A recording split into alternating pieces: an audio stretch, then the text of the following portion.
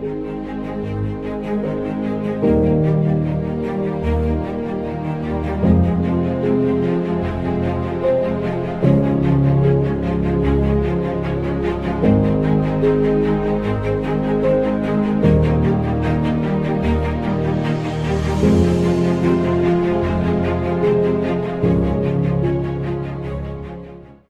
23rd rally, online rally for hope and kindness.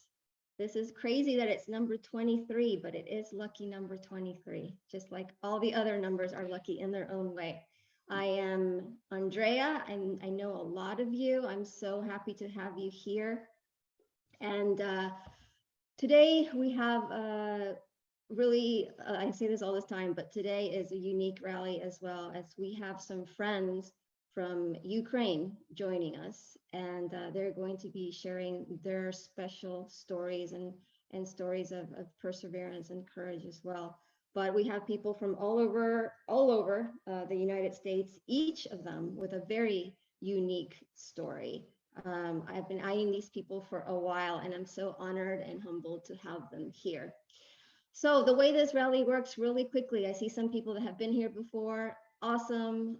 Some people that I haven't seen in a while. Welcome back. I'm so glad you're here. And some new folks. So the way this rally works is all of our storytellers, we have 5, get 10 minutes to share their stories of courage or vulnerability, of defying the odds. And as they share their stories, I ask each of you to show your kindness, show your support, and use either old-fashioned hand emoji showing a heart or the emojis that you have right there visible on your computer screen. When you feel like you can relate to what they are saying, when you feel like you can feel for them, or some of these stories may be a bit taking them back to a vulnerable place or a really place of challenges. And if you feel like they are struggling or need an extra support, show them a heart there as well. Because we all have gone through things, and we all could use some extra kindness and support in our lives. So that is what we're going to do today. After each speaker, I will let you all comment if you have something that you would like to share with them, or if you want to share how a specific phrase or word meant a lot to you, or if you have questions. So that is how we will run today. So without further ado, I always start off with a story of my own. And I really, again, never, ever know what I'm going to say until about 15 minutes before the rally. And I do that on purpose because I like to clear my head and see what comes to me. And what comes to me is always, I feel, fitting for the moment, because every single rally, I have different people on here. And I say to myself, whoever shows up today, what am I meant to say? And what came to my mind today, and I don't know if it's because I met with my good friend, Tim's son, who's here today, is Mr. Showing Up are the words in the phrase, show up, show up. And I have been having some struggles showing up lately. Having second thoughts on things that I want to pursue, especially how I want to move forward with this rally, doing in-person event, etc. But that's not the message I want to share with you. The message about showing up is, the question that came up is, why do we often wait to show up when we hear of news that isn't good, or we hear of news of people that are going to still tell stories of struggles, of past challenges, or we hear of something going on in the world that isn't quite right, and that is what prompts us to show up. For example, if I had been promoting this rally for hope and kindness, but called it the Rally for Happiness and Success, and I have 5 speakers coming on sharing their stories of success in their life. That's wonderful. I would love that. I would definitely think that's an awesome event, and I would be very happy to support them. But would I really have as many people show up? Would I have as many people give comments? Would I have as many people keep showing up? Maybe they show up a specific time, but keep showing up for number 23. Think about the events or the comments or the stories or or the posts that drive you to comment on social media or TV shows that you want to go on, or what you choose to watch or what you choose to read. Yes, we are attracted to the positive. Absolutely. I wish there was more positive in the world that is being promoted, but something about human nature that just our hearts really come out and want to show up more when there's times of struggles, when there's times that we can relate on how it must feel, and we want to make things okay for that person or that situation or for the world. Why is it we tend to show up more when it comes to those instances? One example is when I kicked off this rally. Why did I even start this rally? Well, it was in 2020 when all that racial unrest was going on. It took that for me to say, I want to do something different and do my part and not feel so helpless. So I'm going to do some sort of rally for positivity, but so people to come up and speak on fairness and speak on justice and speak on being just people being kind to each other rather than so negative. But it took that event for me to show up. Why? Why? I think, I mean, that really hit me this morning. I don't know where all that came from, but that really hit me. And I guess the message is, and to myself too, is let's not wait to show up. Every single day is an opportunity to show up. And if you have that hesitation of something you've always wanted to do, there is never going to be the perfect moment to do it. There's never going to be the perfect moment to show up. There's never going to be the perfect moment to go see your friend, to say, I love you, to go and catch up with people you've been wanting to catch up to, but you say, oh, maybe someday we can have coffee. Don't make someday be a day that never comes up. Don't make someday be the day that they, knock on wood, have an accident, knock on wood, have a health crisis and pass away. And that's when you show up, because it's a time where, again, it's sad. So you want to show up and show support. Show up today. Show up in any minute way you can, but don't wait. Do it today.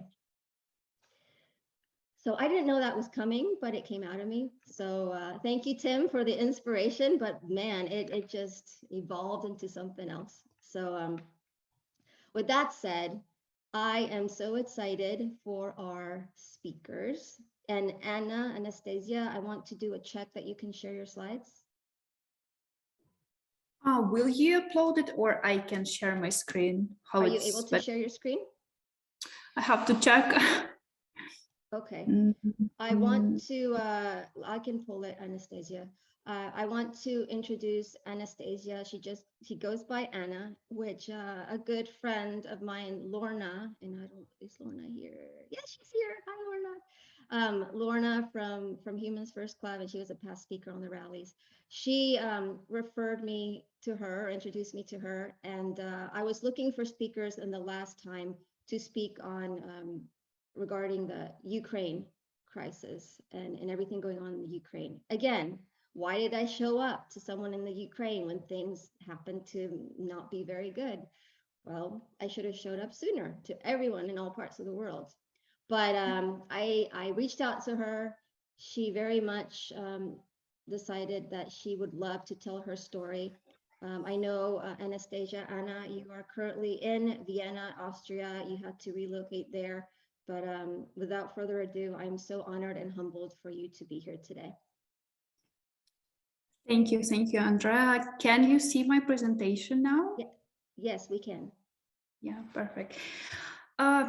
Well, thank you very much for inviting me today. And you know that I had to actually present my presentation and gave my speech, I guess, last month in the previous rally, but unfortunately I couldn't join the previous rally. So today I'm here and I'm ready to to share my story, to share the story of my country. And I hope that after my speech, maybe some of you will evaluate some things in your life. Maybe it will, let's say, positively affect your minds. that you can again evaluate something in your life. I prepare some like short presentation, but I think it's visually better to see my photos and to hear me. So I believe that most of you follow the news from Ukraine, and you know very well what's going on in Ukraine now. Russia attacked my country on 24th of February. To be honest, I would say that neither I, nor my parents or my friends expected it. We didn't expect that it will that it actually can happen in the 21st century, in the modern Europe, in the civilized world. So we didn't expect it. And the picture you can see on my presentation is actually my life, my pre-war life. I've been working as an antitrust lawyer for more than 5 years now. And I would say that before the war started, I had a beautiful life. I worked for one of the top law firms in Ukraine, famous law firm in Ukraine. I had excited projects at my work, and I loved my job very well. And but you can see some photos from my life. I loved my office. I usually, have some coffee, and I loved watching the view from our office. It's also very beautiful. We had a great office, very modern office of my law firm. I loved, giving some speech. So you can see from these photos, we loved everything in our life.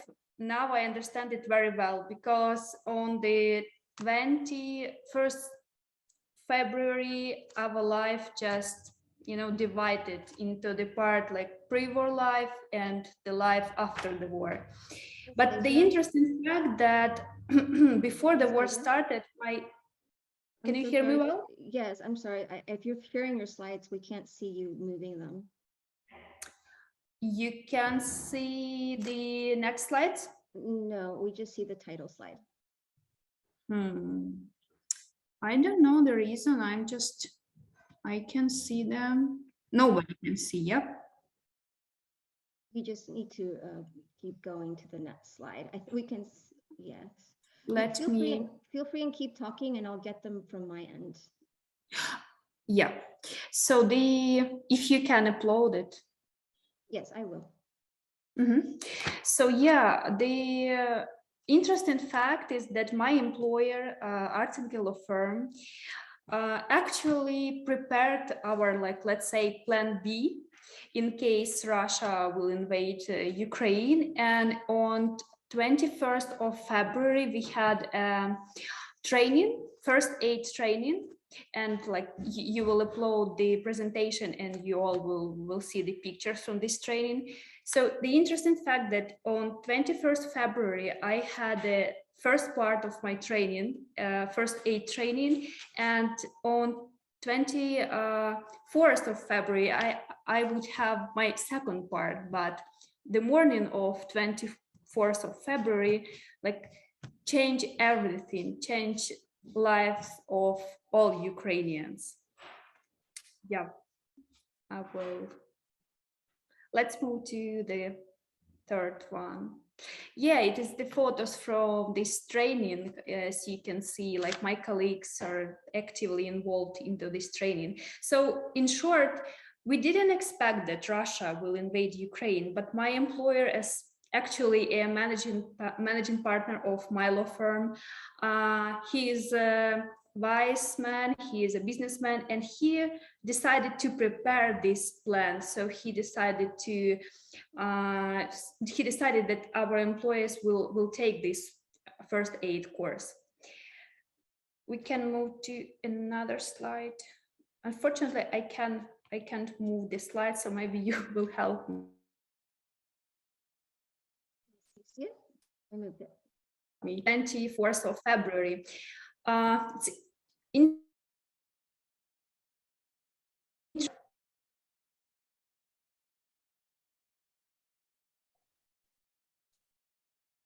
Can you hear me? You're coming in and out.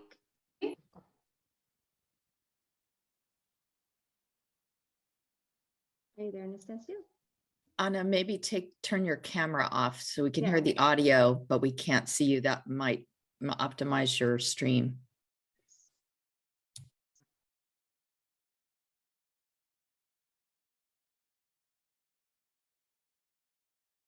There we go. Let's see. Is he out completely? Let's see if we lost her. Anna, you're muted.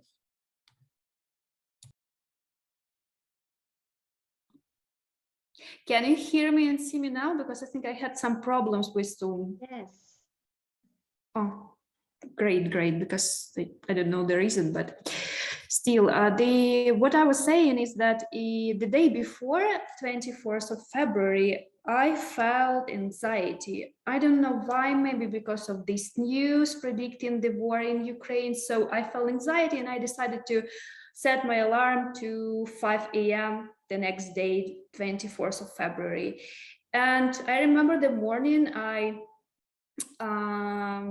woke up at 5 a.m. and the first thing I did is I searched the web and I decided to check the news. So I remember I Googled like Kiev news, and the first thing I saw, it was like the topics: Russia invaded Ukraine, heard explosions heard in Ukraine across the whole country.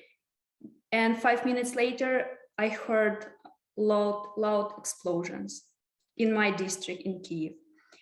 And I can even explain my feelings, like we didn't expect, we didn't even, like all my friends, they recommended me, Anna, please pack your backpack, like maybe, to find your most important documents in case you will need to leave your city, leave the country, in case Russia will invade Ukraine. But I didn't do this because I didn't believe that it can happen. So after the whole day of hearing these explosions, I decided to leave Kiev. This city, it is the capital of Ukraine, where I actually have been living for 10 years now. I decided to leave the city because it was city anymore.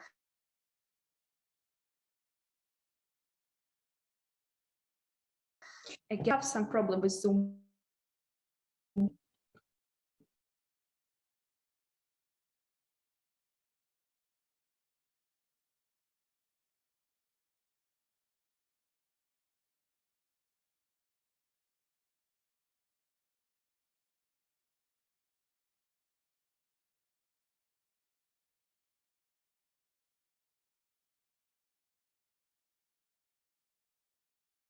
Andrea, you're muted.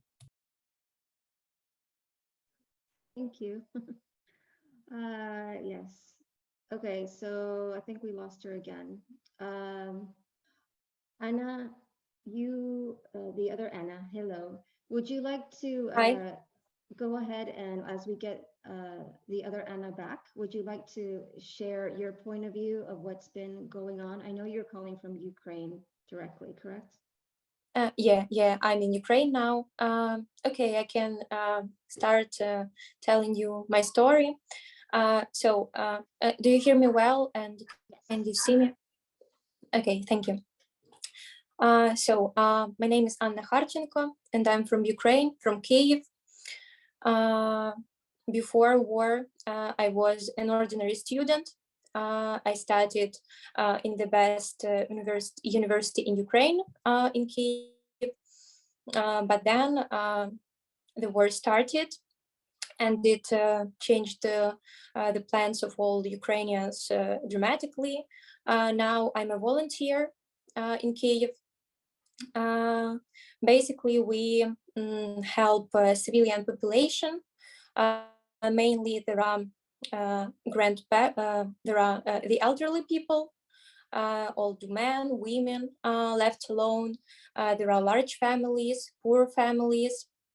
There are also, of course, people with disabilities, people with serious illnesses who just can't take care of them by being alone. Also the name of our charity initiative, we are called Onuke. Onuke, it is a Ukrainian word, which means in English, grandchildren. So this is like the main idea that all of us, we are grandchildren of our country, of our grandparents, and our children will one day also become grandchildren, and they will take care of their grandparents, what basically we are doing all now. We help in Kyiv region. Also, we help people who live now in areas where there are military actions and they just can't leave these places. We send humanitarian aid to their places. And I wanted to also, actually, now we take care of more than 10,000 adults and nearly 2,000 of children.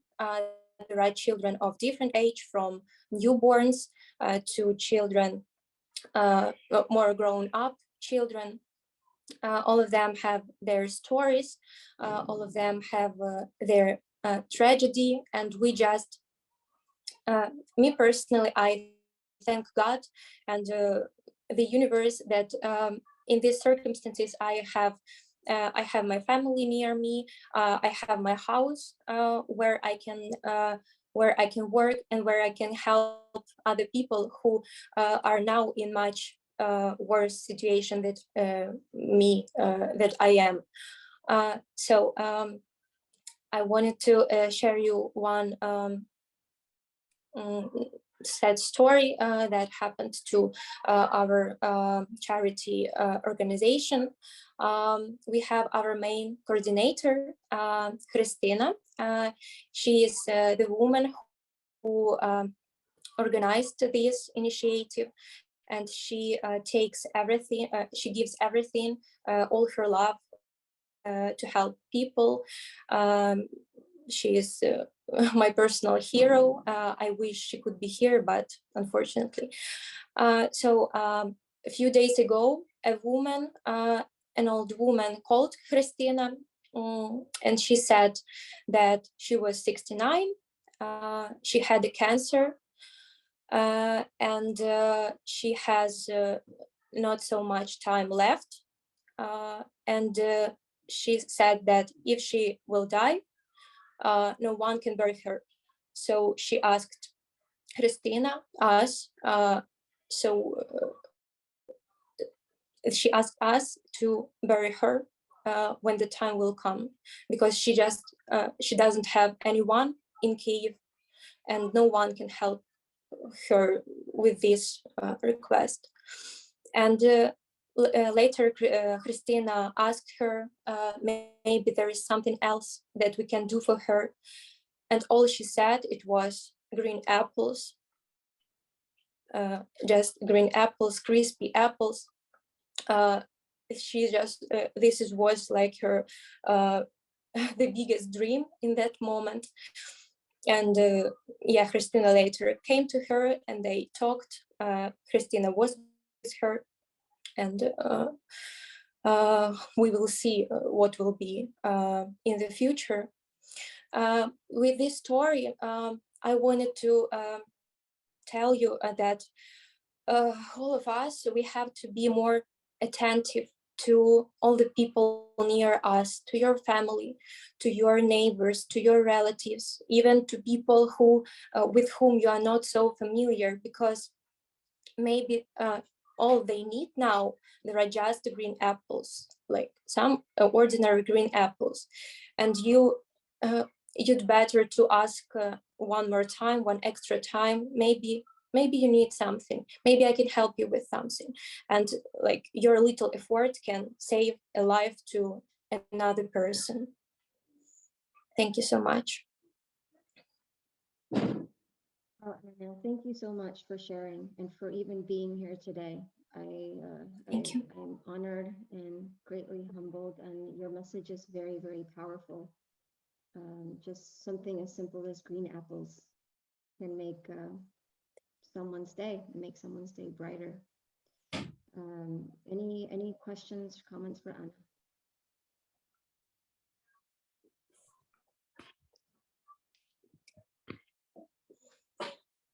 Thank you so much, Anna. Anastasiia, Anna, I believe you are back. You don't have to share your video just in case, but you can unmute yourself, see if we can hear you. Can you hear me now? Yes. Yes, I actually wanted to share my presentation because it contains some photos of. I'll share it again. Yeah, if it's again, if I have some problems, it will. I guess I will try without videos, without presentation again. Can you see it? Yeah. Okay. On the next slide, you can see the first one. It is actually my last photo from Kiev. This is the photo I took when I was fleeing Kiev. It is actually the last photo I took. Can you move to another slide?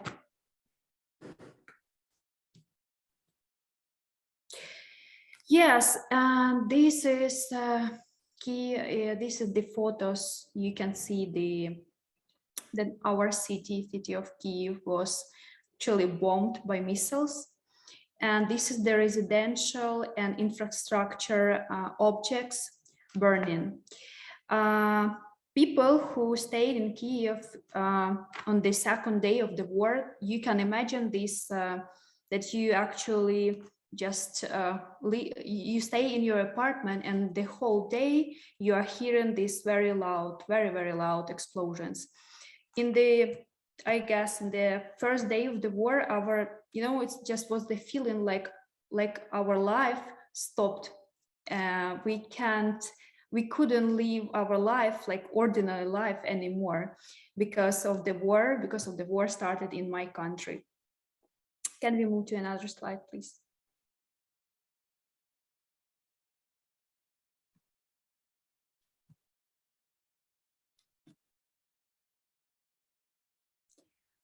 On this photo, this is also February 25th.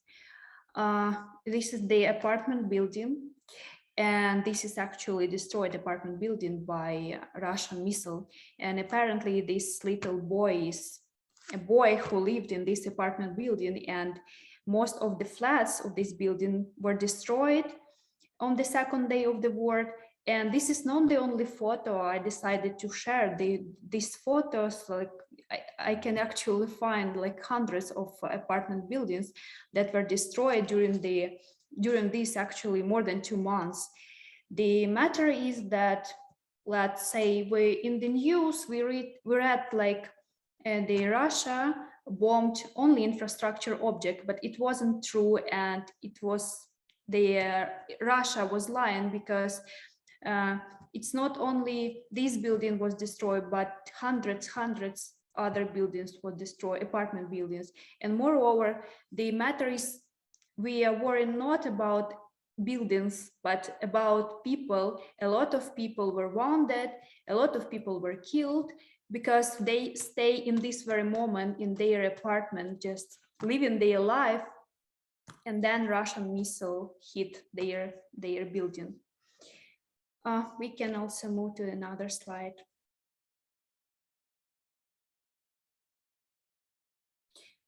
So yes, you can see, this comparison in this photo. On the very first day of the war, a lot of people from Kiev, from another big and small cities in Ukraine, they decided to leave their apartments with the most important actually thing in their life. They brought their closest ones with them and decided to hide in bomb shelters. And for many people in Kiev, in Kharkiv, in Dnipro, in different cities, the subway stations were the best option to hide from Russian bombs.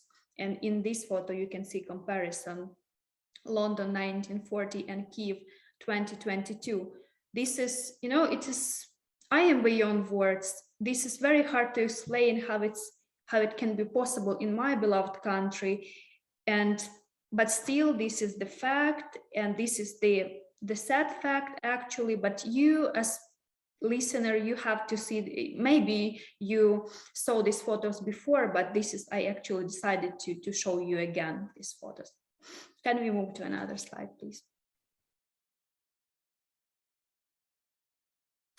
So yes, and you can just, you know, just can show these photos one by one. This is the photos of different Ukrainian cities. In this photo, this is Kiev, like before war and after the war started.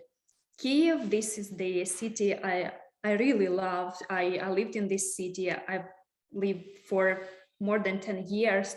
I love the city. This is my, actually, I am originally not from Kiev. I was born in central Ukraine, but I graduated from Kiev's university, so I had to live in Kiev. And this is my, actually, even I would say that even it is my hometown. It was my hometown for more than 10 years. We can just show another slides. This is Kiev, and just two photos how it looks like now. This is the apartment building who actually also was bombed on the third day of the war. It is February 26. You can see that it was an apartment with no, you know, with no destructions at all. And you can see this actually, I don't know, maybe it is like 15th, 16th floor. Then the bomb hit this part of the building, and the most probably people who were staying in this part of the building, they were either wounded or killed. I'm not sure, I didn't check, but most probably. So this is the same building, but like in 2015 and the third day of the war. We can move to another slide.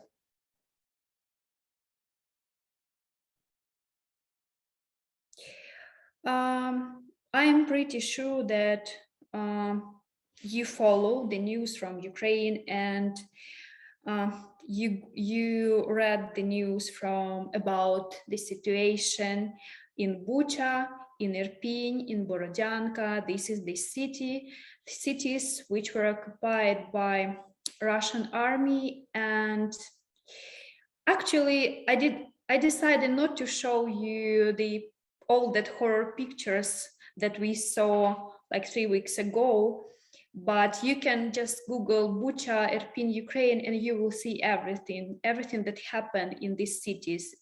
Like people wounded, a lot of people were killed. And this is the horror of actually happening in 21st century. The city, Bucha, and we will see another slide, Irpin, Kharkiv.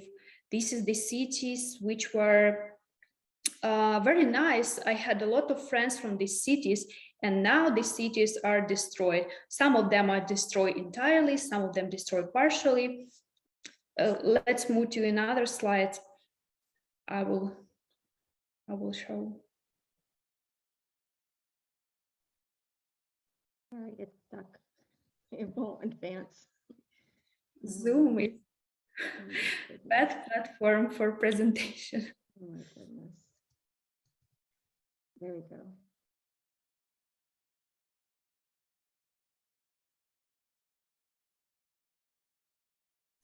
Kharkiv is a beautiful city. I have been to Kharkiv in 2016, and I was amazed how beautiful this city was.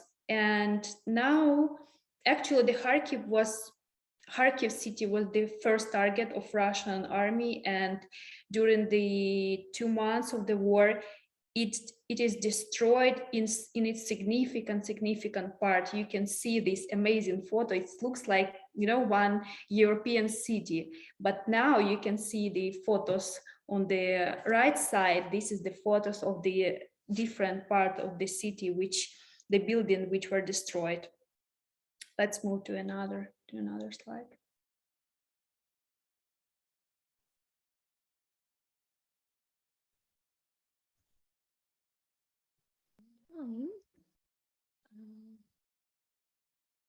Doesn't work? It's frozen. You can keep speaking and I will catch up. So in short, I just wanted to show you that we have like two realities. We had pre-war life with beautiful cities, with a lot of beautiful cities in Ukraine, with the people who had their dreams, their hopes, you know, plans for the future, like me, like all of you. But after the war started, the people's lives, actually some people's lives were stopped. Some people, as you may probably and you understand, some people were killed, some people were wounded. And yeah, since the second week of the war, I decided that it was very difficult to even live, and I decided that I had to do something. And I decided to be a volunteer, to became volunteer. And you can see, yes, on the 17th slide, some of just like two photos from different days of my life. I became a volunteer, and like I decided that the most vulnerable people are children, and I decided to help children, Ukrainian children suffered from the war. Since the second day of the war, I managed to organize donations, a lot of donations from people abroad. I have my page on LinkedIn, and a lot of friends from different countries who literally since the very first day of the war, they wrote me, Anna, how can I help? Can I donate some money for NGO, for some, I don't know, so some charity organization. And I decided that I can share some information about trusted NGOs in Ukraine, and it is up to you to donate to them. But I also decided that I can organize donations, and I can help people and children by myself. So on the 18th slide, you can see just 6 photos from this, actually during these two months. Christina, Anna Kharchenko mentioned about Christina. She is my hero. She takes care, like, I don't know, 1,000 of old citizens in the Kyiv region, I believe. She takes care about children. And yeah, so you can see some photos of children, of old citizens. Some, for example, will also help orphans in Kyiv, because you can imagine how it's some orphanages were actually transferred from the cities which were under attack, and they were transported to some safer place, to Western Ukraine, for example. And you can imagine how it's difficult for the orphans to understand that the war started in the country, and they were afraid and they needed some help. So I decided that the best option for me is volunteering. And yeah, since the second week of the war, I managed to help a lot of people, and thanks to my volunteer across Ukraine, across different parts of Ukraine.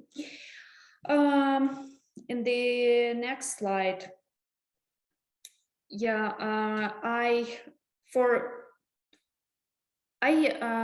stayed in Ukraine for a bit more than 1 month, and for my let's say personal reasons, 3 weeks ago, I decided to flee from Ukraine, and it was, I would say, it was the hardest decision in my life, because I have never wanted to leave my country, even to leave Kiev. I've never wanted to move abroad. You know, some people there, this is their, let's say, dream, a big dream to move abroad, to start their life in another country, or I don't know, in the US, in Europe, doesn't matter. I have never wanted to move abroad because, as I previously mentioned, I had a beautiful life.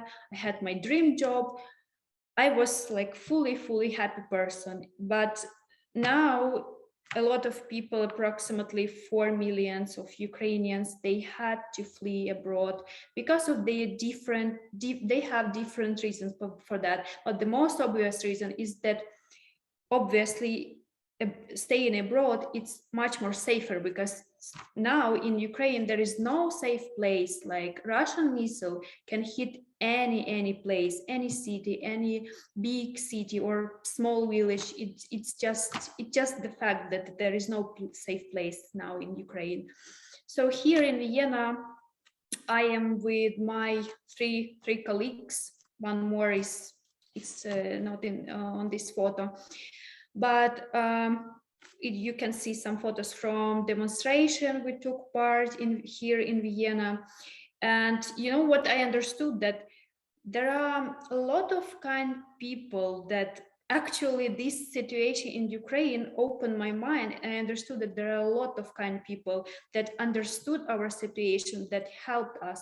For example, here in Vienna, one kind couple provided me a temporary shelter so that I can stay in their apartment for free. And that, you know, they just told me, Anna, you can be safe. You are safe here. We can provide you with this apartment for free for some period of time. Just be safe here. And I was amazed, because this is very, first of all, it's very generous, and this couple is very kind. They were very kind to me. We can actually also move to another slides. This is the another protest, anti-war protest we took part here in Vienna.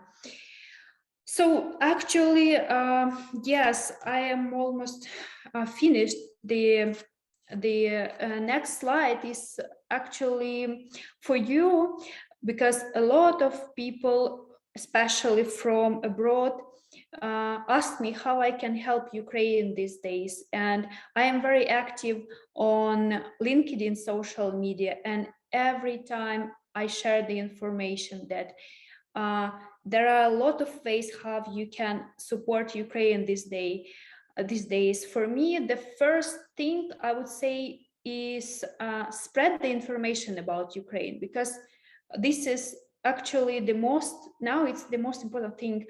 People can, you know, they can feel like, oh, it's a war in Ukraine. Oh, it's third month of war in Ukraine. Yeah, we already know it, but a lot of people don't know. And we are trying, like we do our best to raise awareness about the situation in Ukraine, so that people from all over the world, they understand actually what's going on in Ukraine. And personally, I would also recommend you to visit website Support Ukraine, where you can find different ways how to support Ukraine. For example, if you want to donate, this website contains trusted organization, charity organization, NGOs. You can follow the link and donate a comfortable amount of money. And what I can say that please stand with Ukraine, because you are, I believe you are smart people. You understand that there is unfortunately, our neighboring country attacked us. We didn't expect that. People are still suffering from the war. People are still dying. And we are actually, we ask other people, please keep supporting Ukraine, please stand it with Ukraine. That is the most important thing now for us. Yeah. that's all what I wanted to say. So much, Anna. That is, I'm speechless. That thank you for sharing your story, and these photos are unreal. Unlike you, I can't believe this is happening at this period of time. It's really devastating. I honored, humbled that you are here and take the time to share your story. I think it's incredibly important to share the awareness. Any comments or questions for Anna and Anna? Anna, I just want to say to you that my heart goes out to you, but I also would love to have you share that slideshow with Andrea so that we can spread the word and help to get more people to really understand what's going on. The media here is very polarized, and we hear one side on one channel and another side on another channel. And it's so good to hear really from your lips what is happening. And Anna, the other Anna, thank you for sharing your story as well. I think that one of the things that I would like to check with you is that I saw a post on LinkedIn that someone had gone on Airbnb and rented an Airbnb in Kiev with no intention of going there in order to donate money in that way. And I don't know if that's, that's one way to help one family, but I don't know if that's the best way, or if it's better to do a generalized donation to a specific charity. Yes, I have some friends from the US, and they told me that we want to support Ukraine, not only Ukrainians, but also businesses in Ukraine. So they book their apartment their apartments in different cities in Ukraine. And obviously it was like a donation because they will not able to visit Ukraine for the nearest future. So about the donation, what I would recommend is to, if you want to donate some money, again, you can check this website, Support Ukraine. There is information about trusted NGOs in Ukraine, so you can just follow the link and donate some money. You also can contact me on LinkedIn, and I will provide you information about volunteers who help Ukrainian people on the ground. For example, Anna Kharchenko is the part of the team of the Onuki NGO, and they help all citizens in Ukraine. You can just donate some money to their banking account. It's safe, it's absolutely normal, that's just safe. But if you feel comfortable like donating to NGOs, it's like up to you. If you want to have some volunteers who always have some NGOs, registered NGOs, I will share you this information. Please contact me on LinkedIn and I will try to help you. The concern I had was whether if we're doing electronic transfers to banks in the Ukraine, can they really access the money? Number one. The other thought I had is, as an antitrust attorney, you have a natural audience with attorneys here in the United States. And maybe I can help network you to some key people to be able to make presentations in the legal community to get support for you. So please, if I will reach out to you, but also, know that I will do that. So just thoughts. Yeah, about the donation, personally, I mentioned that I also a volunteer and I organize donations.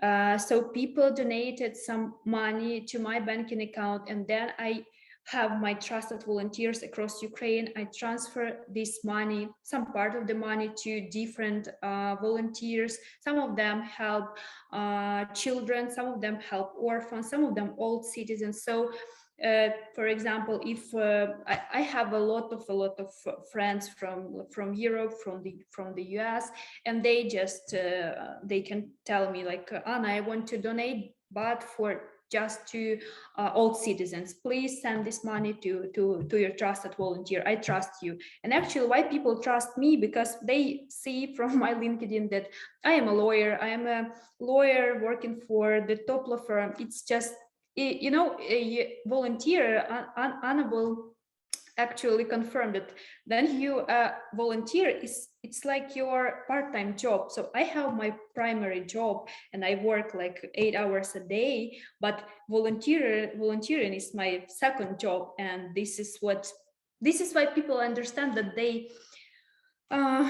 can donate to, for me, for example, because I am a lawyer. And yes, and I am very happy because a lot of people they have already donated, and I just always publish the reports on my LinkedIn. If you will contact me on LinkedIn, you will see it. Anna, thank you, Catherine, for the great question, and also your willingness to support her further. That's amazing. Anyone else?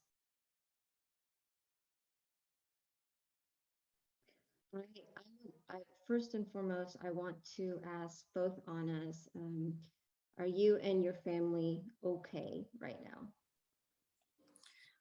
There are different regions in Ukraine. In some regions, there are military actions. There are not safe places at all, but we are in a normal area. We have some air alarms from time to time, but in general, the situation here is okay. Yeah. Where do you stay, Anna, now? In Kyiv region, I'm in my home city. It is not far from Kyiv, so I'm here. For example, my parents, they live in central Ukraine, and in central Ukraine, the situation is relatively calm. So people, they are living their, let's say, ordinary life, but with air sirens, as you mentioned.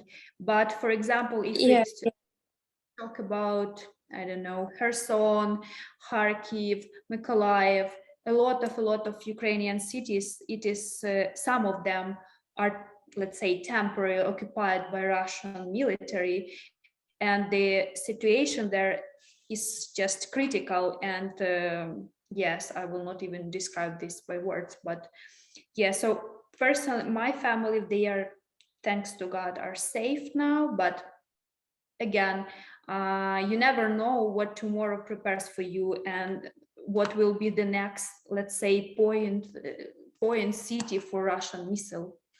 You can't know it for sure. Yeah, and also, people here with days go by, they become more used for this situation. People more and more return to work, return to their normal life, if we can call it this way. But still, there are a lot of people who are still very, very afraid. They spend so much time. I'm sorry, can you hear me? Yes. Yeah. I think, yeah, it's okay. Okay. But still, there are a lot of people who are very afraid, and they spend almost all the time in bomb shelters. And we also help such people too. We provide them with food and other supplies, so that they can live some way in these bomb shelters. Oh my goodness! Wow. Big hugs and prayers to all of you. In fact, I want to invite everyone right now to just take a moment, shed your light, your positive vibes to Anna and their families and friends and all the people in the Ukraine right now. Let them feel that, because goodness will prevail. Goodness will prevail. And we hope so. We are praying. Yeah, you will continue to be in our thoughts and prayers, and humbled that you could be here today. Completely eye-opening. Oh my goodness. What a start. What a start. Thank you so much for being here. We will continue on. Normally, you know, I think it was very, very, very important to give more time to this story. So thank you so much. We will continue on. And our next storyteller is Catherine. Catherine, I have known for a while. We met and bonded through the Humans First Club. Lots of people here actually from Humans First, which I love the Humans First family. If you don't know what Humans First is about, I invite you to check it out, humansfirst.club. And it's wonderful people that put humanity first in the workplace and in the world. So Catherine, and I don't normally do normal introductions. I like to focus on the personal human side of people when I introduce people. So Catherine is just really great at empowering others, and also but really remaining at her human level, admitting that she too has gone through challenges, but also persevered through them in both personal and also business priorities, and changing her business and changing directions, but always putting people first and seeing how she can make a difference. And I know you've been through a lot of changes, Catherine, in your professional endeavors, and I'm so happy that you're here, and really, really need to hear your story today. Oh, Andrea, thank you. That's a lovely introduction. I'm going to confess right now, I have gone a million different directions in my thoughts about how to share and what to share and what would be enlightening. And I think one thing that has really stuck with me in the last, I look back pre-pandemic, because I discovered Humans First in the very first weeks of the pandemic. My life has changed dramatically. And I'm not really sure that the pandemic was, I mean, I know one person personally very deeply, someone that was in my wedding that passed away from COVID in April of 2020. So she was 34 days face down on a respirator before anybody really knew anything about how to deal with COVID. And she was somebody that I'd known since 7th grade, and was one of my bridesmaids, and a mother of children my children's age. So it really hit home to me. But you know, I've been blessed in that no one in my family has gotten sick, and we've been, you know, very careful, but also, you know, everybody's spread out. My 3 sons are all in Southern California, and but my mother, who is going to be 86 in July, moved in with me in July of 2020. And it's been an interesting journey. I had not lived with my mother since I was 17. And it's been a journey for both of us. She has got glaucoma, and so she's losing her vision slowly and painfully, I will say. And I have been her caregiver. So that's part of it. The other part of it is my life has changed dramatically in the last 10 years. Started out, I was married 25 years. I have 3 children. They are adults, 29, 25, and 21 legally. And we have this saying in our family, you know, you're free, white, and 21. You know, you can do whatever you want. But they have taken full advantage of that. They all live in another city. But I still feel, you know, my motherhood is a core part of my existence. But I've been through a lot in my career changes, and I became a coach in 2018. And I had the imposter syndrome, like completely. I needed certification, I needed training, I needed someone to tell me what to do. And yet I had a vast career before I got there. And so I went through training with Great Game of Business, which is an open book management style of leadership. And it aligns very much with Humans First in terms of humility in leadership and informing and empowering people to make decisions because they have facts.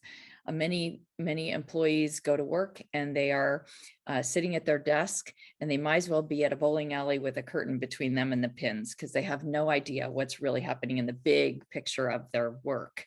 They just know what's at their desk. And so the Great Game really empowers you, the leadership, to share information that allows the employees to be empowered. So I was really aligned with that. But, you know, during the process of building my business, it became very obvious to me that many employers do not want to open their books to their employees. That is very frightening, vulnerable, et cetera. And so the pool of prospects for me was very small. So I had to think about, you know, what is going to support my family and my life, et cetera. And last spring, I was offered a position as the CEO of a local company here in town that wanted to scale to $1 billion. And I have been a CEO in the past. I've been a vice president. I've been a regional sales manager. I've been, you know, had all the titles, but I discovered that I was bored after a certain amount of time. I would master the job, you know, solve the problems, et cetera. And then I was miserable. I couldn't figure out why. And I kept walking away from 6-figure jobs, which I have done 3 times in my life, and not to my financial benefit, but personally, I just couldn't do it. And so I started to think, and I got offered this job, and I thought, okay, this is safe. This gives me health insurance. This gives me all these things, you know. And after 6 months, it was very obvious it was family-owned business. It wasn't gelling. It wasn't working. And I was feeling small, like I was making myself smaller and smaller and smaller every day. And that all the things that I knew and learned and could share were not welcome. And so by mutual agreement, we ended that relationship. Now I was again faced with, what am I going to do? Am I going to go to work somewhere, or am I going to build my coaching practice? And I went through a whole process of interviewing, and I was in the 4th round of interviews, and I didn't get the job. And I just felt like, and it was right before Christmas, and I just thought, you know, God is sending you a message. You know, you're kind of being a little bit dense here, because he's closed a lot of doors here, and you have to figure out what he really wants for you. And I'd been working with a career coach, and she just said, I said to her, I'm really considering just turning to my coaching and really focusing on my coaching. And she leaned into the Zoom camera and said, I was waiting for you to figure that out. You're supposed to be a coach. And in the process, one of the important things that I left out of this picture is that when I was struggling in the 3 years that I was doing Great Game, I connected with someone who's actually been a presenter here, Teresa Quinlan. And Teresa and I started to do some personal work about my imposter syndrome. And one of the things that really came out was that I didn't feel worthy, and I didn't love myself, and I didn't have a good framework for understanding that. And she helped unlock all of that for me. And I can only say that it has transformed my life. But one of the things that I discovered was that I grew up in a family where, you know, a very loving family, but there was always a little bit, you could always do things a little bit better. and so nothing was ever enough. And so I got very used to looking outside myself for affirmation. And I also got very used to feeling like I couldn't ever be at the top of my game. There was always something that wasn't quite right. And I had developed that dependency on outside affirmation that really drove me to feel insecure about every single thing that I did. And it wasn't until I really stopped and started to process those feelings and really understand that I was able to step into being comfortable being a coach, which also allowed me to walk away from the security of Great Games credentialing and really talk about what I know. And so what I know as an achiever, as someone who grew up trying to collect the gold stars to make myself feel worthy and valuable, I understood that as I climbed the ladder to all these different titles, what happened was I was again looking for those titles and people's, affirmation of me doing a good job to make me feel better. And I also was connecting my worth to the people that worked for me and how they did their jobs. And so there was no mind shift in leadership from doer to developer of doers. And so in learning that, first of all, I'm okay. I bring unique gifts and talents to the workplace. I also learned that my role is not to have everybody be a robot and do everything the way I do it, because I did it well and I collected the gold star. So just do what I did and then you'll get there.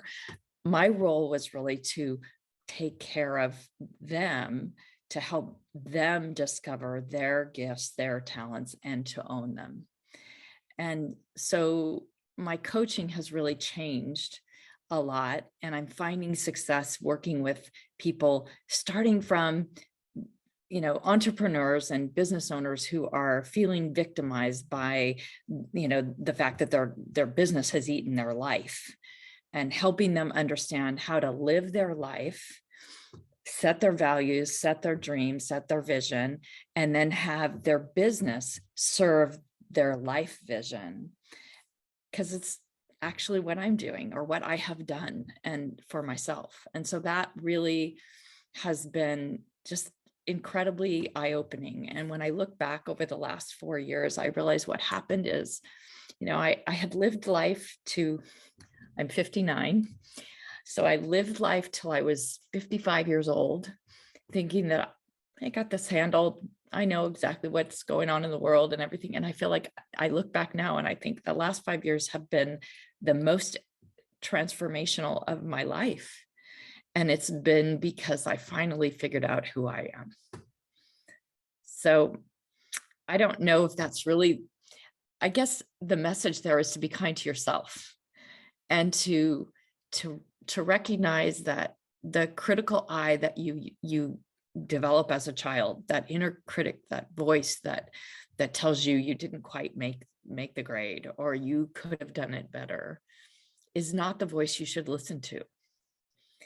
And as an adult, you have to own that yourself. Nobody can do it for you. And in my coaching, what I try to do is have people really dig in personally before we talk about anything to help them with their business, because I think that the foundation of happiness in life is not having your business go perfectly. It's really having your heart and your mind free to accept and welcome who you are without the criticism. A truly beautiful message, Catherine. Truly beautiful message. I love how you finally found yourself. And I've seen you from the sidelines. I've seen that growth in you.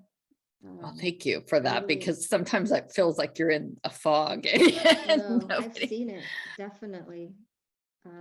I'm really proud of you. That's so encouraging for others, because I could see from the comments and people nodding that they could relate. Thank you so much. I want to make sure everyone has a chance to speak today. Bill, go ahead and ask your question, but then if you can hold your questions till the end, we can go back to Catherine and everyone else. Bill, feel free, please. No, please, Phil. Catherine, I just want to say that was tremendous. I can relate a little bit on just before the pandemic, and I'm like really just before I left a job and joined my twin in a consulting practice. And I tell my wife, and your comment of doer to developer of doers has been throughout my career. I've always loved to see people raise their level of performance. That was the most important work I could do. Mm-hmm. So that really resonated with me. But I tell my wife the last 2 years, and yes, we've all gone through, this pandemic has just wreaked havoc in many different ways on people. but I look back and there were many blessings, and the work I'm doing, the freedom, I just haven't been happy. I didn't know this happiness was possible. Okay. And it's because I have a ability to be part of a broader reach and helping others, and it's tremendous. So you resonated, and Thank I'm a you. little older than you, but I get what you're saying right there. It's miraculous to get to this point of life and feel like there's still so much more you could learn. And it's great. I mean, my personality is lifelong learner, but I had no idea I had so much learning to do just right in here, But one of the things you said about the doer to developer of doers, which in my mindset, I really lean into, I was always about caring for people and trying to be supportive, etc. But I also was a fixer. And so when I talk to people now, I try to say I'm a recovering fixer. So if it starts to sound like that, please just, raise your hand and say, I got this. I just need to unload it. So anyway, that's me. Thank you, Andrea. I really appreciate the invitation. And thank you, Catherine. That was absolutely powerful. Thank you so much for sharing. The next speaker, and please hold your questions and comments because I definitely want to hear them at the end. The next speaker, Raul, Mr. Raul. Raul I've known for a while. I have the pleasure of meeting him when I was more heavily involved with the Houston Writers Guild here, which is very close to my heart. And Raul is a very prolific and accomplished writer. So proud of him for his latest story and book. He has also been through a lot personally. And he has an amazing story about his days as a Vietnam War veteran. I am so humbled and honored for these people to hear your story today, Raul. Welcome. Andrea, thank you. And good morning or afternoon, wherever you may be, to the rest of the folks on this Zoom chat. Pleasure to be here with you. Can you hear me okay, Andrea? Okay. First, Andrea, thank you very much for having Team Anna, as I would refer to them. And their story was quite impactful. And they hit the nail on the head when you said that we would be talking about heroes and the defying the odds, as well as courage and perseverance. They're just examples of what that should be. Thank you very much for having them share their story with us today. I've got two stories to share with you, and I'll try to be brief so as not to take up anyone else's time. How many present today have witnessed God's presence? Show of hands. In one way or another, who's witnessed God's presence? Well, my first story I want to share is I witnessed God's presence a little bit after he sent his emissary, so to speak, in the form of Hurricane Harvey. If you all recall, that took place on, it was a category 4 storm that hit southwest of the Houston area where I live, in Richmond, Texas. It hit Port Aransas at 10 o'clock in the evening on Friday, August 25th, 2017. Early in the afternoon of that day, we started seeing the outer bands of rain hitting our area. And so there's a lot of flooding going on in the streets, but more so the following evening, the same evening rather, as the storm got closer, and we started seeing street flooding. And that occurred because the amount of rain was just tremendous. The rain bands were just training over our area, like a locomotive train. It just kept coming and coming right over our area. And what happened in our specific subdivision our detention ponds overflowed. And that happened because downstream from where we live, of course, our detention ponds, they flow into a small creek that goes further down into the big basin in our area. And that was, they had to open the floodgates to that huge detention basin. And that flowed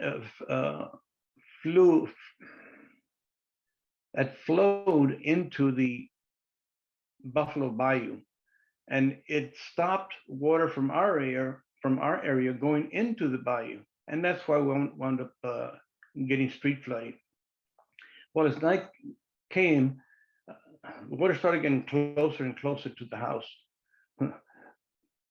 I thought that perhaps I could prevent any flooding inside the house by taping the bottom portion of the doors all around the house.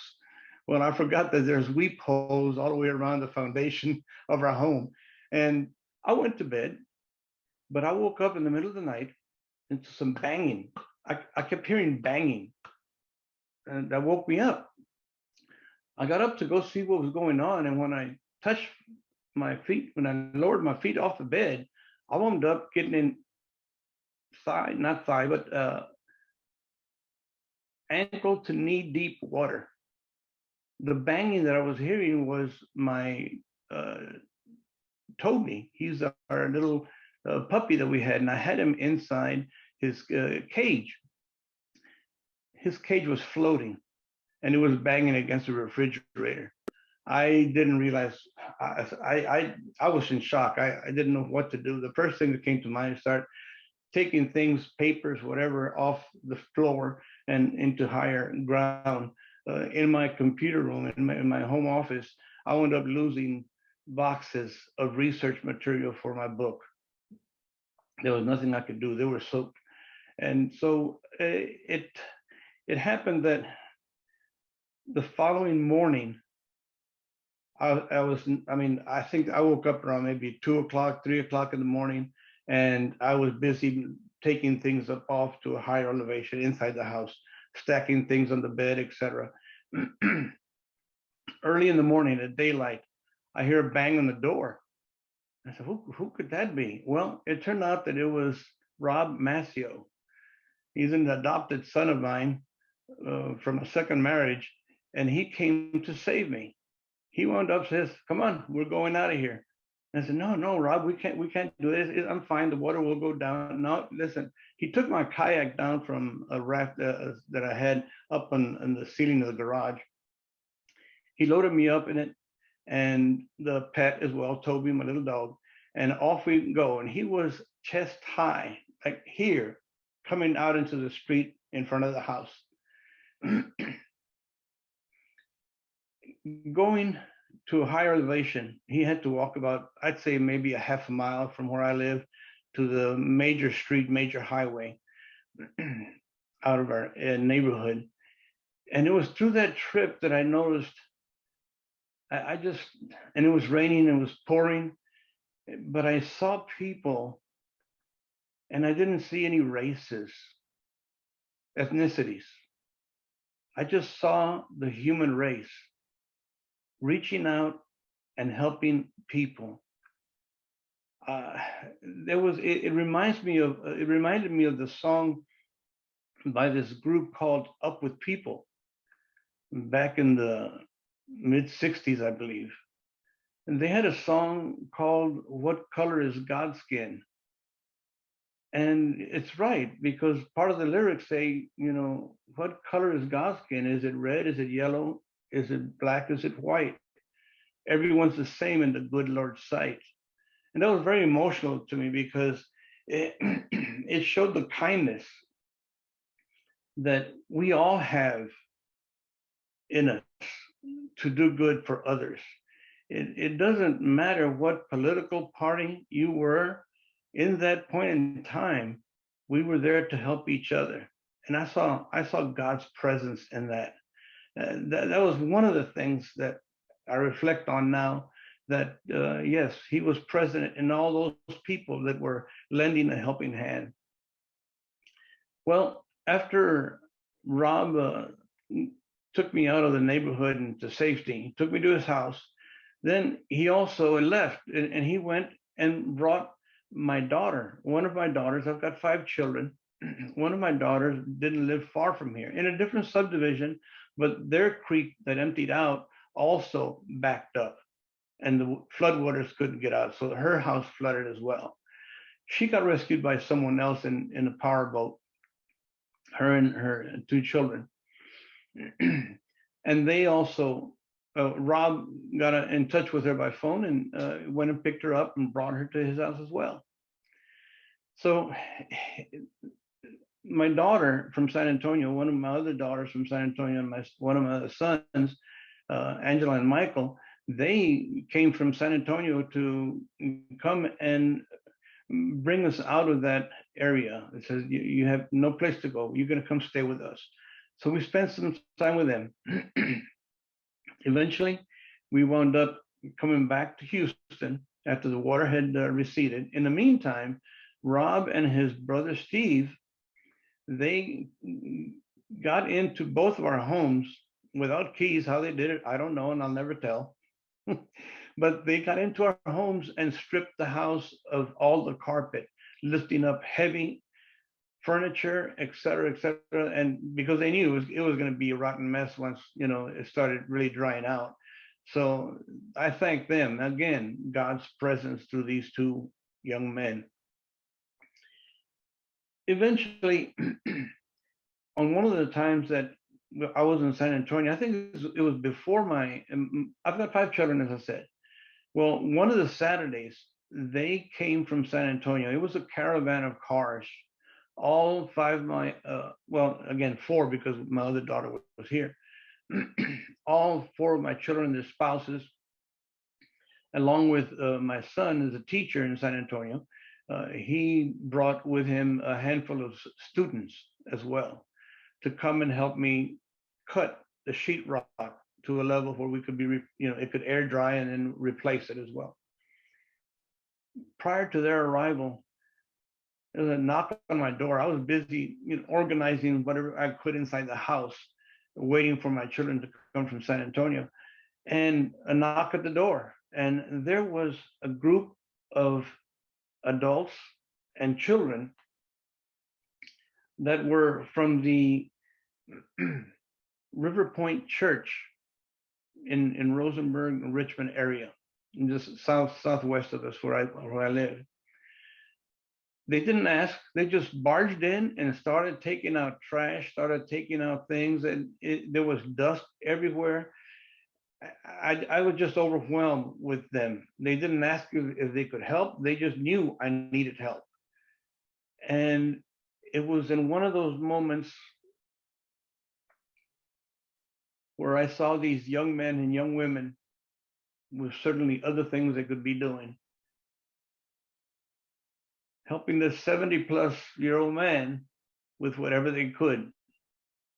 And I was standing in the middle of my dining room towards the front of the house, and I was just overwhelmed. I was overwhelmed and I just burst into tears. And I was shaking and standing in the middle of the floor there, and the lady and the man, the supervisors with a group of children, young men and women, they circled around me and they just held on tight to me and said, "It'll be all right. It'll be okay." And it was at that moment that I felt God's presence through these people, because like in the war-torn area of Ukraine, you really don't have the full impact of a tragedy until you live it, until you're an eyewitness to that event. So there's a lot to be said about being receptive to God's presence. And again, when the time comes, pay it forward. Reach out to other people that are in need, that you see in need. Don't be afraid. If they reject your offer, that's fine, but at least reach out to people who certainly appear to be in need. I also had a second occurrence where I witnessed God's presence. And as you see on top of me here, I don't have that background to be boastful. My parents brought me never to pat yourself in the back. But as Andrea has mentioned, I've got this book titled Skunk Alpha. It's after 40 years of putting this work together, it'll finally get published by Texas Tech University Press this coming winter, fall or winter. And talk about perseverance. I don't know if you can call it perseverance after 40 years of work, but I would just suggest that it's possibly my inborn Mexican stubbornness that has brought me to this point and just allowed me to get my work to come to fruition. The presence of God I felt was when I was on combat boats, by the way, swift boats in Vietnam. They were 50-foot boats that our mission was to patrol the coastline of Vietnam and prevent enemy infiltration of arms and supplies. On July the 15th, 1967, we did just that. We attacked an oncoming infiltrating vessel carrying more than 90 tons of ammunition and supplies for the enemy in our area, the Viet Cong and the North Vietnamese Army regulars. The man that fired that 81 millimeter mortar round into the trawler's pilot house, months later, on December the 7th, 1967, he was killed when we encountered a 3-bunker enemy position along the beach as we were broadcasting a psychological warfare mission. The initial rounds that came at our boat from the front position, the bullets triggered sand bursts and also water jets coming up as the bullets came towards the pilot house where I was in. And God's presence to me was that perhaps he reached out to that enemy soldier that was firing the machine gun at our position and coming directly at me. Perhaps he touched him and said, hey, let go of the trigger. Because the final round, the last round that came out of the machine gun, hit the frame right in front of me, shattered the glass before me, and the slug came through 2 frames of metal and just dropped right in front of me on a table. I thought I was going to get hit. One more round, and I would have been hit in the chest or in the face for sure. And the boatswain that was killed during that incident, his spirit haunted me for years after coming back from Vietnam. And finally, when I was with family, I had 3 children by that time, Odessa, Angela, and Anthony. We were in my wife's parents' homeland of Lemnos, Greece, and I saw a vessel, a fishing vessel, similar to the boats that we inspected while we were on patrol in Vietnam. And it was there that I started asking, what does this man want from me? Because up until then, and I hadn't shared this with no one, I had been developing trouble taking showers. I feared closing the door. Talk about spiritual presence. We're not talking God now. We're talking other things. We're talking spiritual occurrences.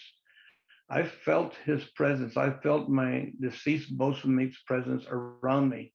And I couldn't close my eyes taking a shower because I felt him right in front of me. I could see that his bloody face would be in front of me if I opened my eyes. I didn't tell anyone about that. Turns out that, yes, I decided then that maybe he's trying to tell me to share our story, to share his story of valor. And if it weren't for him and his accuracy on that swift boat, by firing that round into the trawler's pilot house, those 90 tons of ammunition and supplies would have reached enemy hands. And how many lives would have been saved? So in talks about heroes, he is definitely a hero. I would like to share my first short 3.5 pages, if I may, Andrea, with you, and that'll be my closing. This is my opening chapter in my book, Skunk Alpha. By the way, Skunk Alpha is the code name given to this enemy ship. The title of the chapter is called Spirit. A cold and heavy pressure pulsated on my chest. Fearing its origin, I lay motionless on my bunk, waiting. Anguished moans echoed from a distance through the still night air, mimicking the hideous yowls of prowling cats in the middle of a stormy night. The kind that make you envision the zombie children wailing outside beneath your bedroom window. The pressure intensified. I sank deeper into my rack as the muffled moans drew closer. Sweat trickled from my fevered flesh, only to be overwhelmed by a morbid chill that made me jerk and twitch to near convulsion. It was a force too powerful to challenge. I couldn't break free. The circumstances pointed to demonic possession. My mind raced aloud with possible explanations. Am I dreaming? A nightmare? Yes, a nightmare was the only logical answer. But why can't I awake and regain control? I struggled to move, but my mental commands drew no physical response. I lost control over my body. I'm doomed. But to what? Horror, hell, death? What? My pounding heart seemed to be galloping up my throat in a desperate attempt to escape the terror. Piercing puffs of frigid air jabbed me at random, causing isolated areas of goosebumps to surface and fade almost at once. They evolved into a concentrated, bone-chilling wave that slid along the length of my scrawny frame, beginning at the bottom of my feet, raising every hair on end as it inched its way to the top of my head for what seemed an eternity. Suddenly, like the horrified passengers on the Titanic must have felt after jumping off the sinking ship and crashing into the frigid waters of the North Atlantic, I turned stone rigid. Faster and faster, the haunting waves sped freely back and forth from head to toe, leaving in the wake a statically charged body.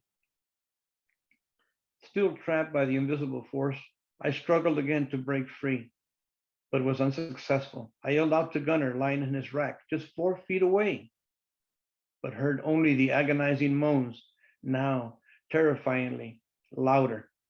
In desperation, I called upon divine intervention.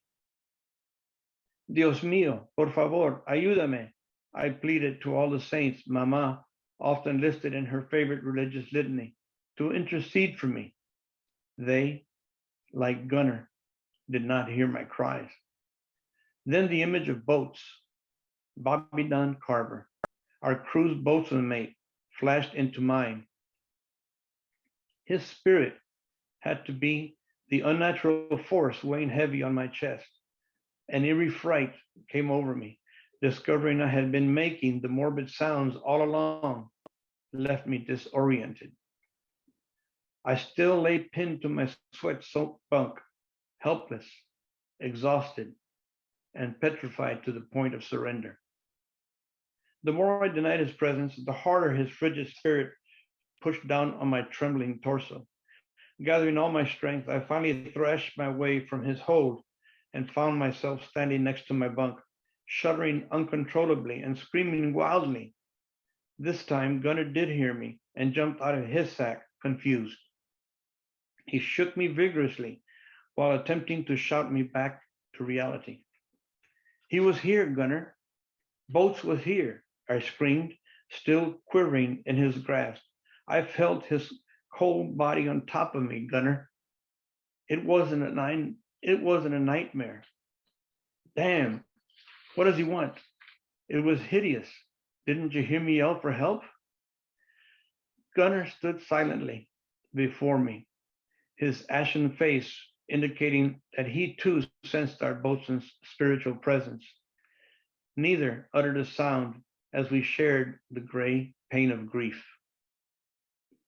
I bolted from Gunner's grip and raced from the long wooden barracks.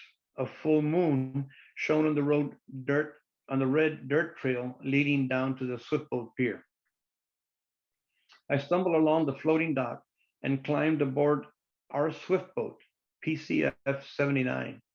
The guard on watch found me sitting atop the ammo locker on the fantail, in my skivvies, staring aimlessly into the glistening water of Trongyang River and oblivious to the cold December air.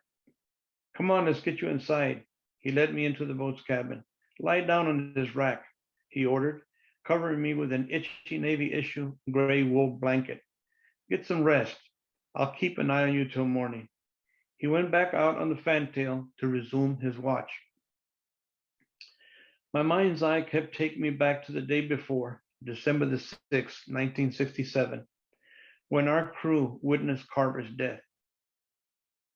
I saw his lifeless body lying in a pool of blood amidst a scattered mass of expanded brass casings from the fantail 50 caliber machine gun he had been firing at the enemy positions on the beach. The star-studded darkness peered through the open rear cabin door. Staring into the beyond, I silently questioned my fallen mentor.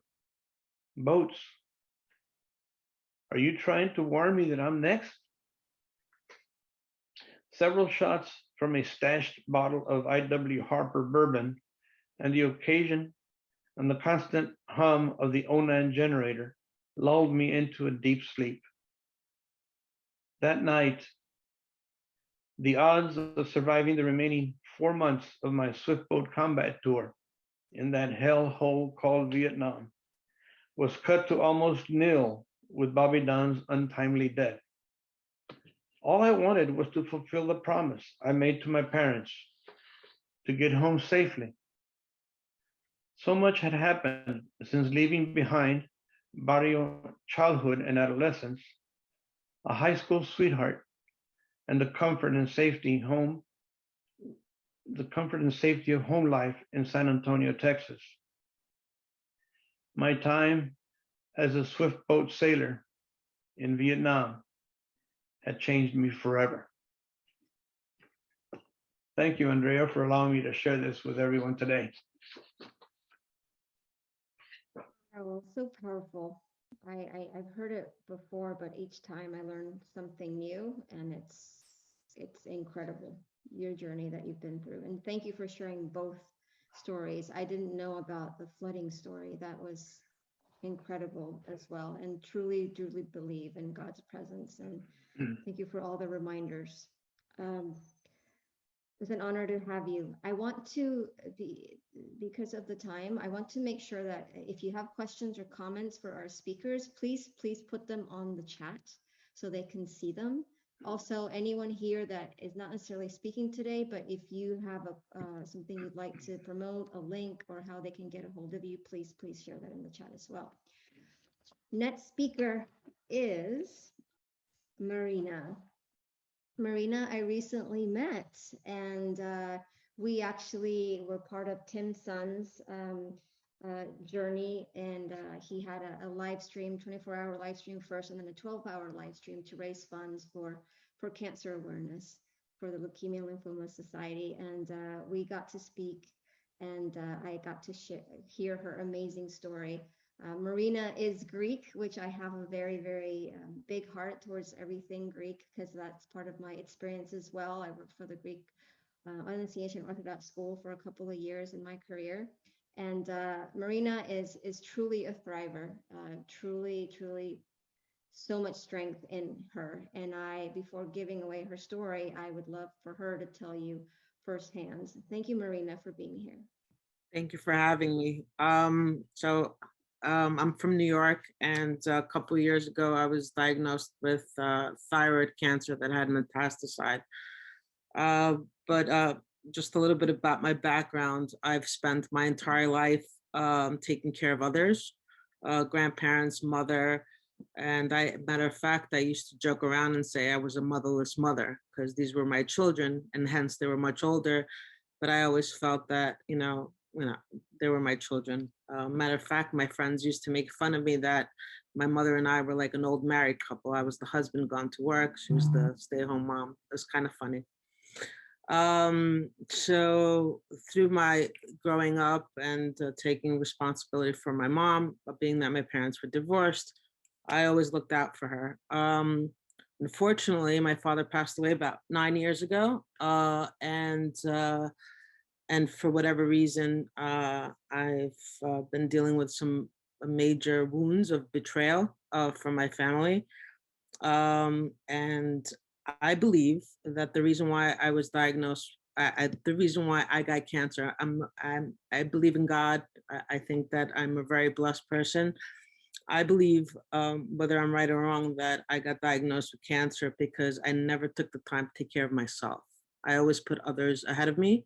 It's something really big in the Greek culture where, a woman is, the caregiver. And so, make a long story short, I believe God gave me cancer, not so that I can pass, but in order for me to wake up and start taking care of myself, which I have been. And because when I was diagnosed, a woman hit me with her car. And if that woman hadn't hit me with her vehicle, which my car almost was totaled, I would never have known I had cancer. I did have symptoms. I did feel tired, but I would just consume more coffee thinking, just suck it up and keep moving.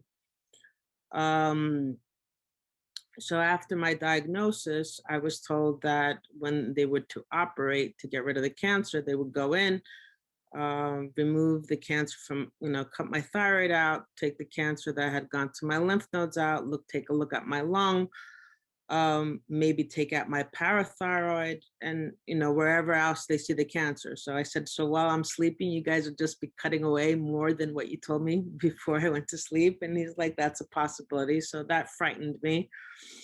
And being that I didn't feel any security, somebody to be by my side, I made the choice to heal my cancer homeopathically.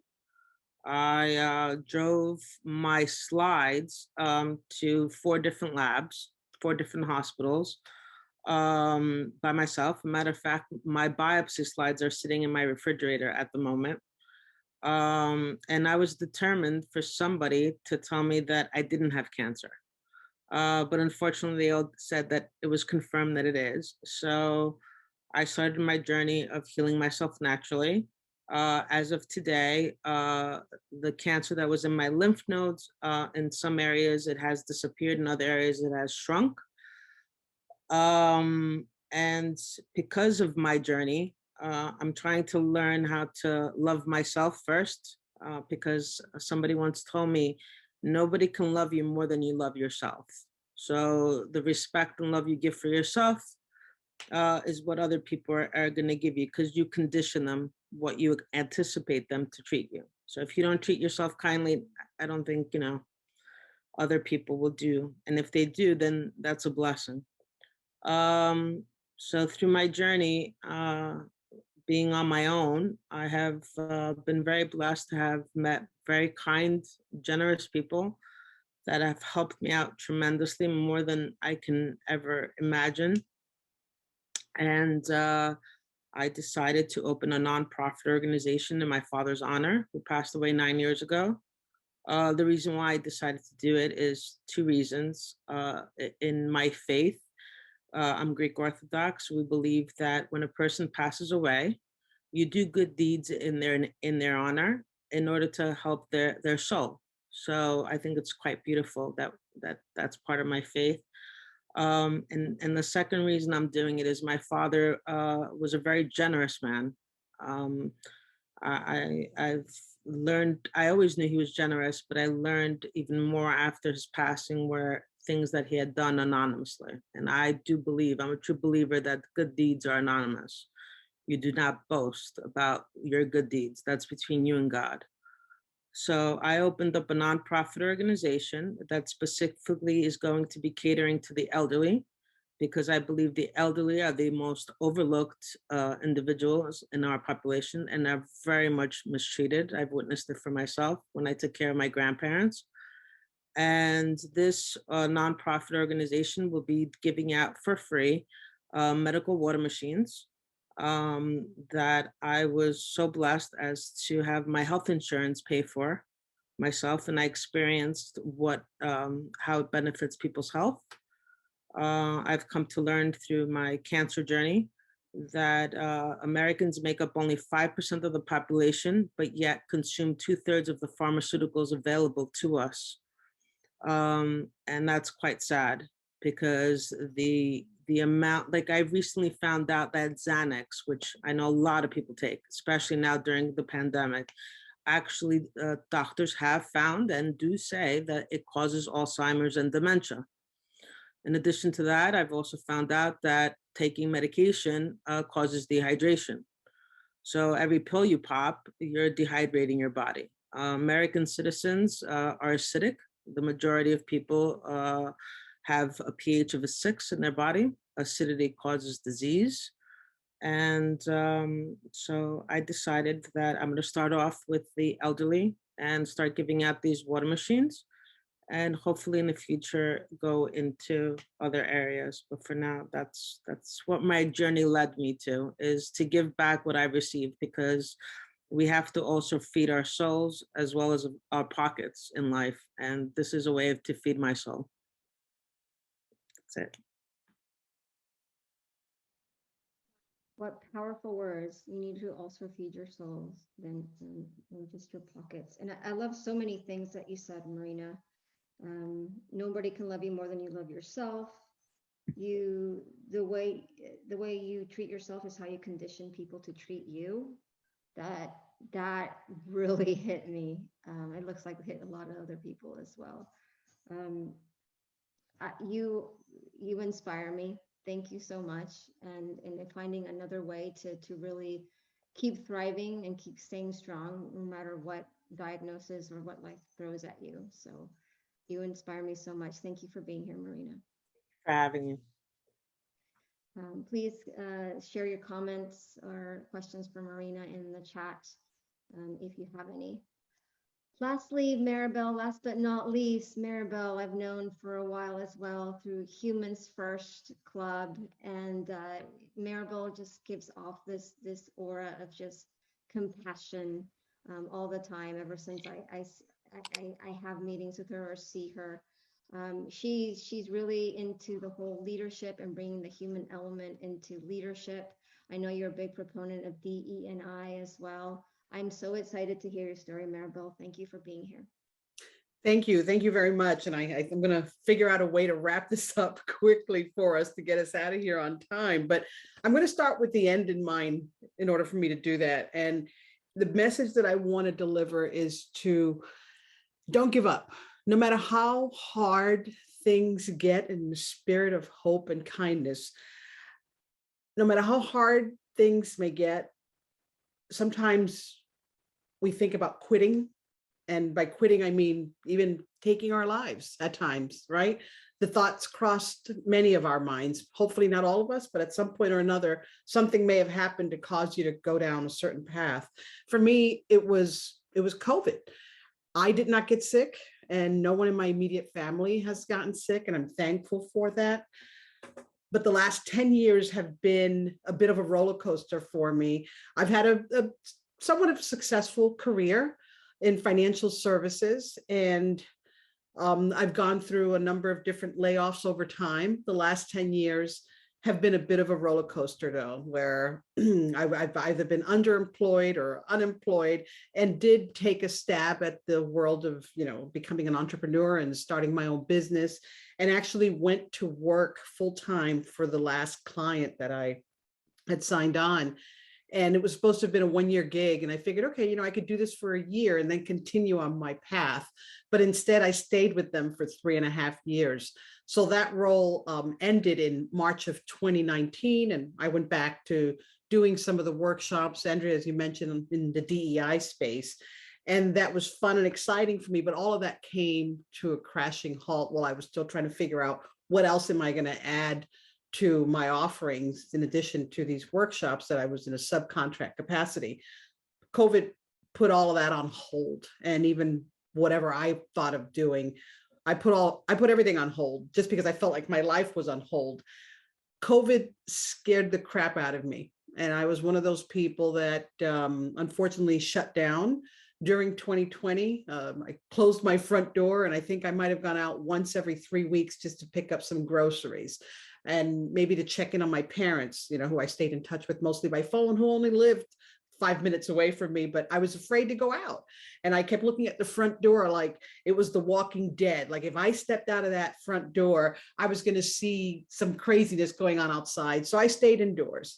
And I was having a couple of interviews here and there. And every time I got rejected, I took it so personally. And it really affected me and impacted me that I went through a really bad state of depression. Fast forward to February of 2021, I was starting to feel a little bit better. I watched this 11-hour motivational program. There were a bunch of different speakers, and something came to me while watching all of this, where, we've all heard the messages about believing in ourselves, right? About knowing that we have to do the work, we have to take action, and we have to remain curious, right? So evolving is a critically important part of that process as well. And how important it is for us to stop and assess where we are at times, maybe pause and continue. But as we assess where we are, look at what we've accomplished, and then celebrate yourself and celebrate those moments, because it's critically important. And as we walk through our journeys, we have to make a commitment. And that first commitment is to ourselves. A lot of what's been shared here today, I think, really feeds into some of that. Andrea, you started out by saying, show up, right? Sometimes we have second thoughts, and I'm glad that I had second thoughts when I had those dark moments, because had I quit, I wouldn't be here today to share some of this, to share this message with you all. And what's really important once we commit is that we execute. Remember, doing the work is so critically important. And sometimes we find reasons, because I'm not going to use the word excuses, because I've been judged for not going down the path of even right now, embracing the idea of becoming an entrepreneur. I've continued my job search, unfortunately to no avail, but I'm not giving up. I don't feel like giving up. I feel very different today. So I want you to remember these words: don't quit, because there is something on the other side of all of this craziness that we go through day to day. So I read one day that we teach the things we need to learn. And I know that I have spent a lot of time on personal development. I too have gone through imposter syndrome and lack of self-confidence, but I don't feel that anymore. I'm on the other side of a lot of that bad stuff. So remember to evolve, remember to move and take action. Remember to believe in yourselves, really important. And remember to rise. Don't shrink yourself for the benefit of others just because someone feels a certain way. That's their journey that they're on, right? So don't shrink yourself, rise, because that's really important. And assess, remember, stop, assess where you are, celebrate your wins, because we've all accomplished things along the way.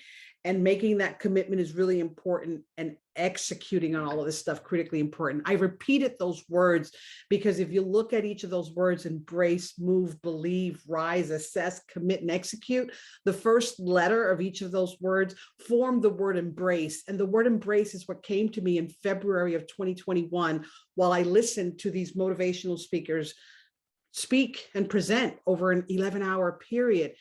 And I started to develop a program, and I got pretty deep into it, where I have, I could launch a 90-day program with different businesses if I wanted to at this point. But for some reason, I stopped. I put a pin in that. And I haven't moved forward with that. And I focused my time on the job search, because I think that that's what I need to do right now. And I'm evolving, and I'm continuing to figure out what's next, but I'm a work in progress. I too am 59 years old, like Catherine mentioned. It seems to be like, you know, these last 10 years are the ones that make us stop and think about what's really next in life for us. But this is why I wanted to start with the end in mind, and is to remind you to not give up. Do not give up. I almost gave up, and I can tell you that I'm in a much better place now. My mother just turned 80 on Thursday, and I'm thankful that I was here to celebrate with her, even if she spent the day, she was admitted into the hospital the night before her 80th birthday and spent her 80th birthday in the hospital, but we were able to celebrate yesterday. And I'm glad that I was here for that as well. So again, Andrea, thank you so much for having me here. And I'm honored to be here and to share my story with you all. I wanted to keep it brief, but really bring that message of hope and kindness to everyone, because I think it is important. I love the work you're doing. I commend you for holding on to this and keeping it going. I wish I had discovered this in the beginning of 2020 when you first started doing this, at the beginning of COVID. But I'm glad that, you know, you and I connected through Humans First, and I'm glad that I've joined a few of these sessions and have heard some of the stories, and honored to have had the opportunity to share mine today. So thank you. Thank you so much, Maribel. And I could not have, chosen a better way to end it. I never know, I mean, unless people have preferences of when they want to speak, I literally just put people in a specific order, no specific reason, but it all just falls into place. And you just got to trust your journey, trust your judgment. I love your messages of don't shrink yourself, rise, never quit, never give up. Maribel, can you, as we roll out of this today, can you let us know, remind us what the different letters of embrace mean? Absolutely, absolutely. So embrace, when you're on the side of the journey that we're all going through, it's to evolve, move, believe, rise, assess, commit, and execute. It's amazing that came to you. Wow. Please, everyone, follow Maribel and all of our speakers today. They have done an incredible job. And oh my gosh, just the level of vulnerability and stories that they're willing to share today. I'm so honored to have heard all of this. Thank you, thank you, thank you. I'm so grateful for all of you being here as well. I know you have choices of where you can be on weekends, and you chose to be here. I love you guys, and I hope you can continue to join in. Every last Saturday of the month, we will be here. If you know anyone that would like to speak, or if you haven't spoken and would like to speak, we'd love to have you.